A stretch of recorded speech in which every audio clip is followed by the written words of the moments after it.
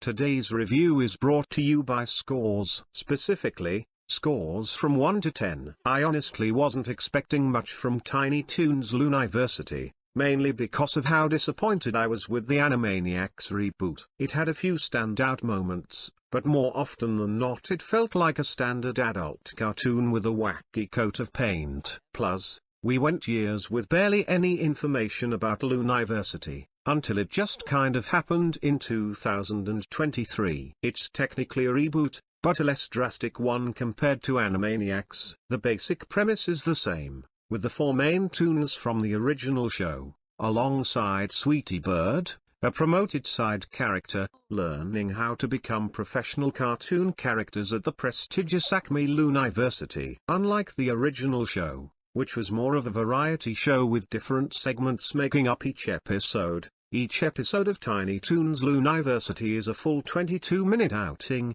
occasionally with B-plots added in. Structurally, it's a lot closer to the Looney Tunes show, dropping a cast of wacky cartoon characters into more down-to-earth plots. However, it still maintains a lot of crazy and out-there elements, compared to the more mundane suburban setting that the Looney Tunes show used.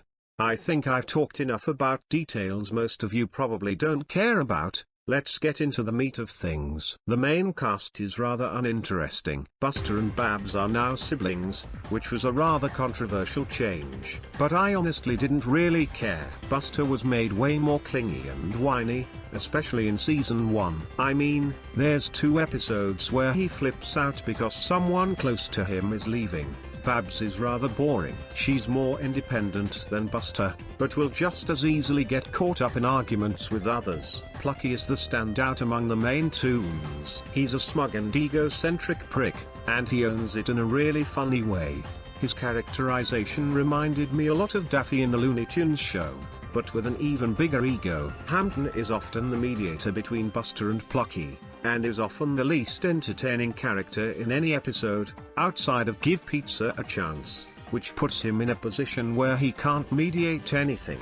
And finally, we have Sweetie. She became a chaotic rebel, who can be funny at times, but more often than not just didn't really click with me. Speaking of things that didn't click with me, the rest of the cast wasn't too strong either. None of the other side characters are all that memorable, but I did find Wile E. Coyote and Granny to be kind of amusing at times. Wow, so far this review has been rather negative, but that's mainly because this show is just boring. It isn't frustratingly bad like the Animaniacs reboot, but that doesn't make up for how dry it feels. There's good slapstick occasionally, but season 1 had a tendency to over-explain gags or make excessive emphasis on the fact that they were doing wacky gags, which could be annoying at times, with General Hospital being the most egregious offender. While the idea of characters dealing with the consequences of slapstick is interesting, the execution isn't good. Plucky is the standout character in terms of humor at least, but he can't carry the show on his own. The biggest problem that the show carries is the bland plots. It feels like an autopilot version of the Looney Tunes show, which I know I've mentioned again and again in this video, but this show is clearly trying to emulate its overall tone, especially in season 1. While a college setting is a unique place for a cartoon, the plots done with it feel like they could have been done in a normal school setting, outside of the episode about them struggling with their electives, and the boring humor doesn't help at all.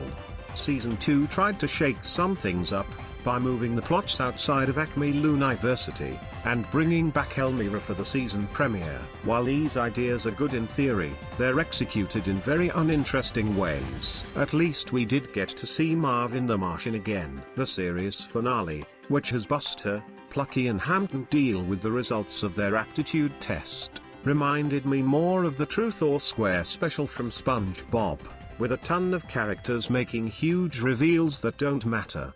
They also made 3 one-hour specials that felt like network mandates, even though this show was a Max original. Speaking of that, you could really tell that Max had given up on marketing any kids' content by the time this came out. It and the last 2 seasons of Jellystone were given next to no promotion, and Cartoon Network ended up doing a better job at making sure you knew about them. And it doesn't matter, because both shows are over, and they wrapped up months ago. Thank you for being so supportive of animation, Warner. To not end this on a pessimistic note, I do want to bring up some positive aspects. The art direction and animation are both pretty solid. The voice cast is really good, with David Errigo Jr. as Plucky and Hampton being the main highlight for me. And there were some episodes I do recommend. When they push the character dynamics more, they can turn basic school plots into really fun comedic outings. But in spite of everything I talked about,